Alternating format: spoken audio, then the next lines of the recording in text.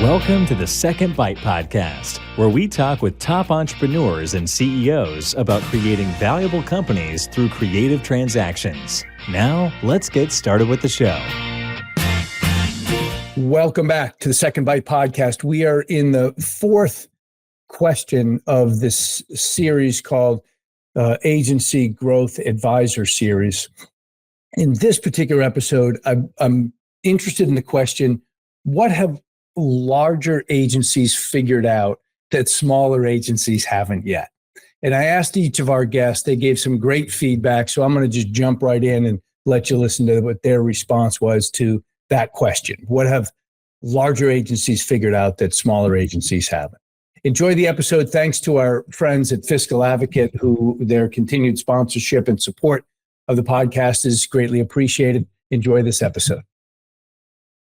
Tim Kilroy. Larger agencies have overcome something that smaller agencies haven't quite figured out yet. What do you see that as being most common? Well, they've overcome a lot of things, but the biggest thing that they've overcome, the benefit of being at scale, is that you don't have to necessarily worry about money coming in the door this month. So you can think longer term. That's the benefit of what they've overcome. But the biggest thing that they've overcome is they understand how to retain clients. Because the most important thing, the best way for any agency to grow is to learn how to retain clients better so that their new business acquisition efforts can be choosier, that they can pick the right clients rather than any client. So the best agencies know how to they know how to retain clients in a really profound way and also upsell those clients over time.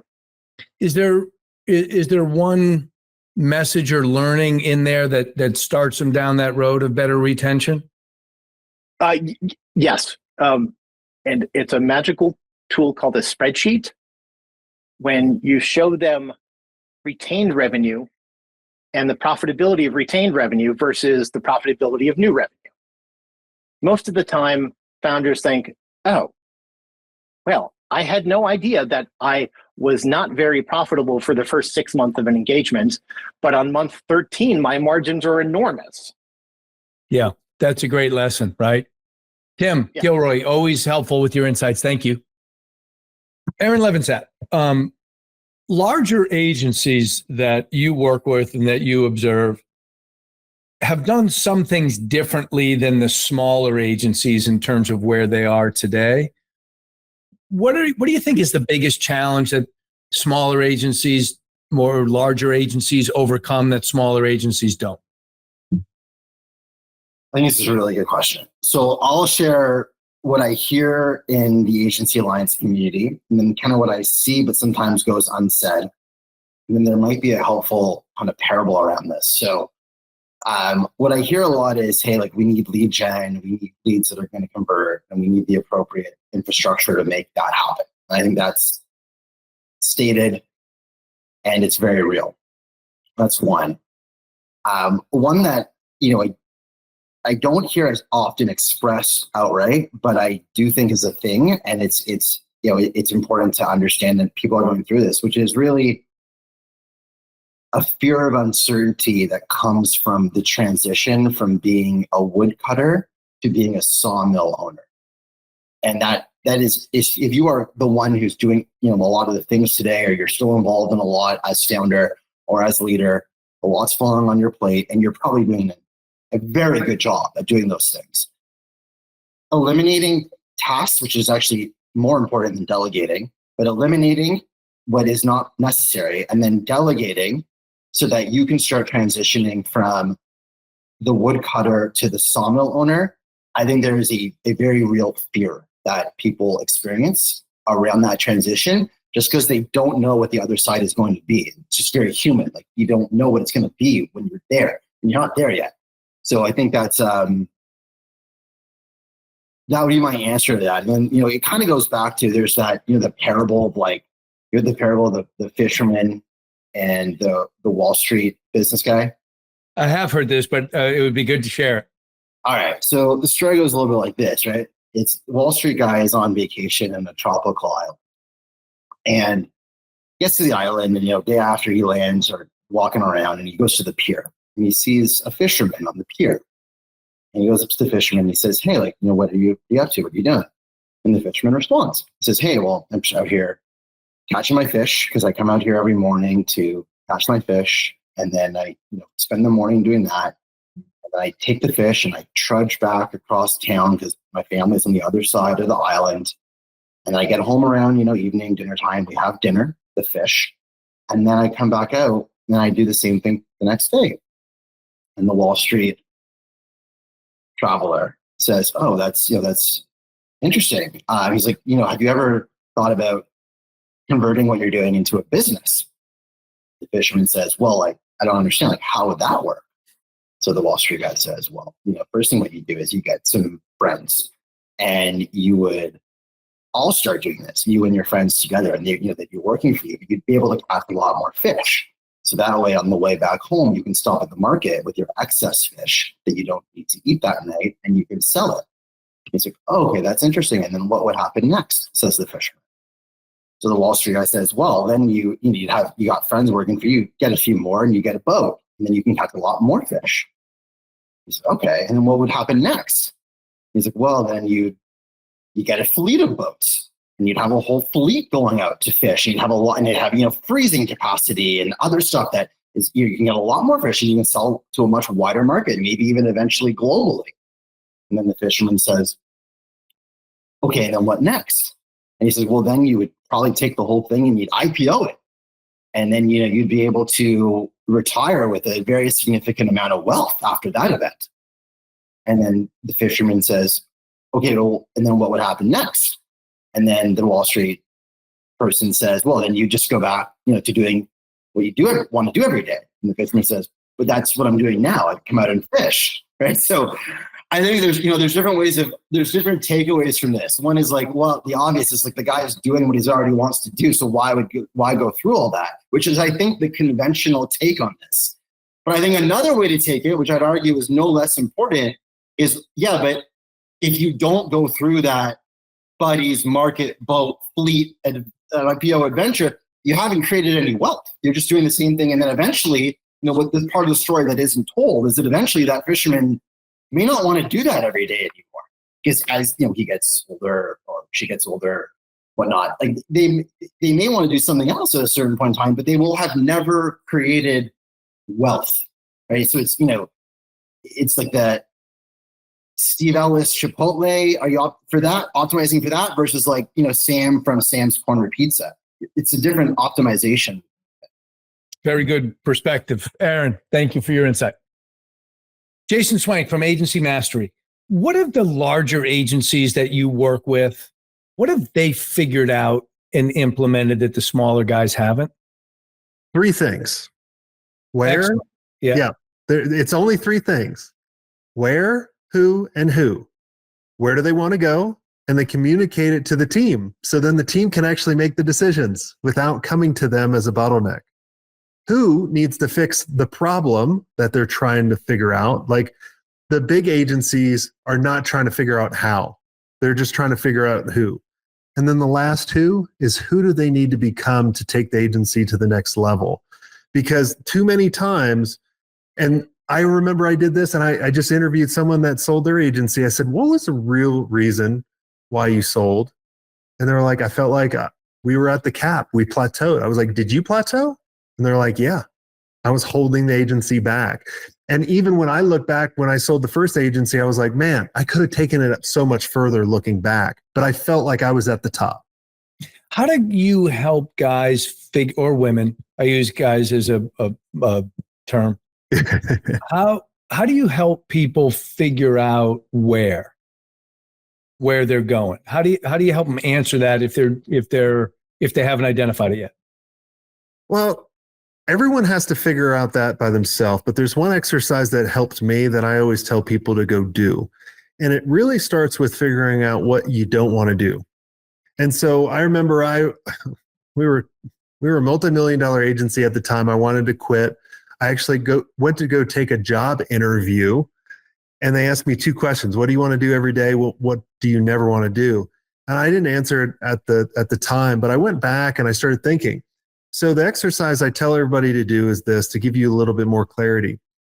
Get a sheet of paper, put your fist on it, draw a circle around it.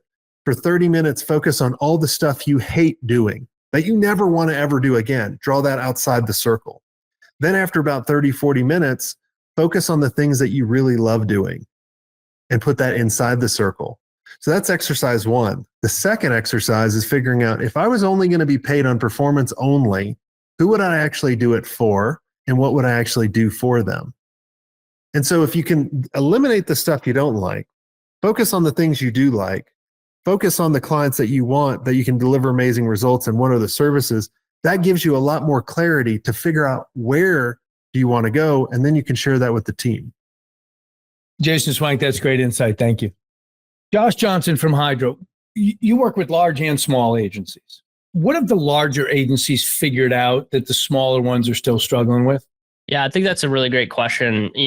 It really comes down to one word for me, which is positioning. The best agencies in the world have what we call market leader positioning, and they have a grasp of the marketplace, or they're kind of seen as the North Star in the marketplace of like, hey, if I want to have success with my brand or with a specific service, then I need to go to this agency. And these guys are very active on social media. They run their own paid advertisements, and they have multiple advertising lanes where they get leads from so many different areas. They have robust referral partnerships. There's so many opportunities for them. And that all comes from the back of them going, speaking at events, doing podcasts, doing live streams on, LinkedIn or Twitter, and just continuing to pour more and more value into the ecosystem. And someone that has done this better than anybody in our space is someone like Alex Hormozy, as a perfect example.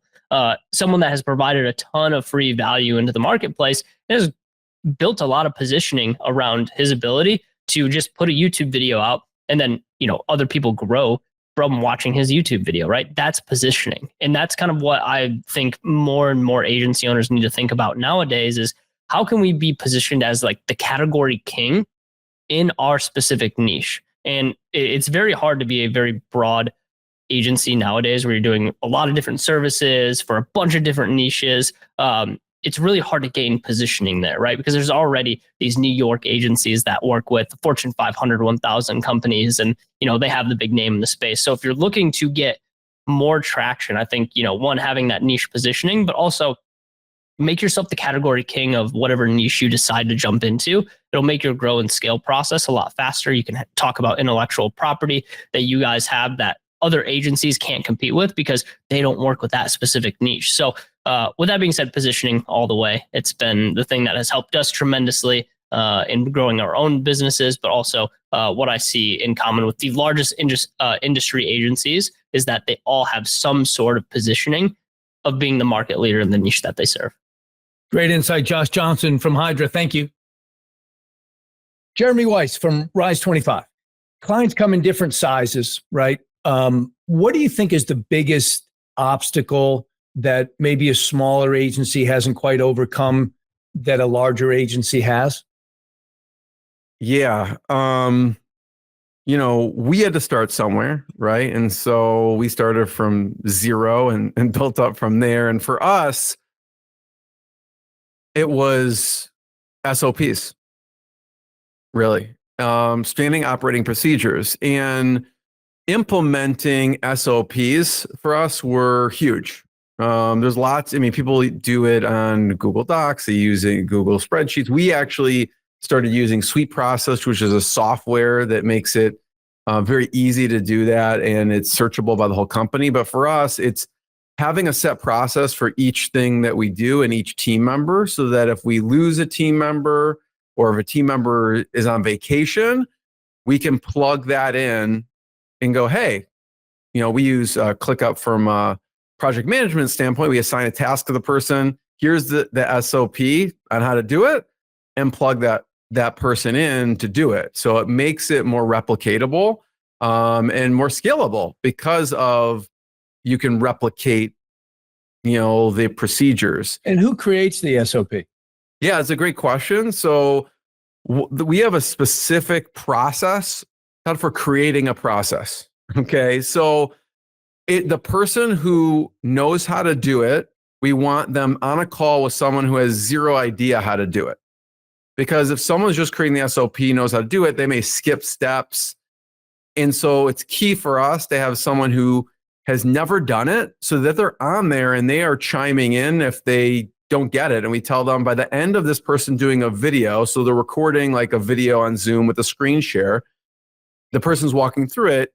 We tell the person, if you can't do the process after that person's done, we failed. So you have to interrupt them if you're not sure, you don't understand. And so it makes for a more complete process. And so that we record it. And that person asks questions. The person who obviously knows how to do it and the person who doesn't are on. And then what we do is we send it to our team and we actually we have someone take screenshots of the individual. So we have the recording and then we take screenshots of the individual pieces. We put it in a sweep process so that anyone can follow it. Yeah, I guess that's the way you get leverage inside of an organization, particularly if you have to grow that organization to reach what your growth objectives are. I'm sure like with you in selling, if an agency is more sellable, you can hand it to someone else and for sure they can do what they need to do without someone having, without having the industry knowledge even. Yep, for sure. Jeremy Weisz from Rise 25. Thank you. Bruce Eckfeldt, take larger businesses and compare them to smaller ones. What does a larger company solve that smaller companies still tend to struggle with in your experience? Well, so larger companies typically have figured out some kind of niche, right? They figured out what lane they're in, what solution they provide. They've had to do that to get to that size. So there, the issues tend to be more about expansion and optimization. Oftentimes we're looking at inorganic growth at that point, right? Like how do we really acquire kind of growth rather than trying to do it organically? Earlier stage companies are often still trying to figure out fit, right? They're trying to figure out like, what is the problem we're actually solving? Is this the best way to solve it? They're innovating quite quickly. There's a lot of organizational change that happens, particularly when you go to that $1 to $10 million range. There's a lot of sort of growth in organizational structure and leadership. So, I always say that what the challenges will change, the nature of challenges will change quickly. And oftentimes what we're doing in companies is having them unlearn things as much as they're trying to learn new things. They've got to let go of ways they've solved problems before that worked at a lower level are just not going to work at a bigger level. So we have to kind of think about the strategy and let go of old ways. Yeah, for a lot of the groups I see, sales is the biggest reason. They're investing more, they have more. Is that your experience, or do you have to have other things right in addition to that? Or where do you start? Maybe just riff on that for a minute. Yeah, I mean, sales is always a challenge. The nature of the challenge changes. In the beginning, it's usually how do I close? Like I've got leads and I've got to figure out how to close efficiently. Then you kind of figure out, okay, well, I can close deals. Now I need more deals. Like I need to figure out how do I generate leads effectively. And there are the challenges, the channels by which you generate leads will evolve and kind of change over time. Like a channel that might work for you very well for a year or two at a certain size is going to dry up, right? There's only so many speaking events I can go to.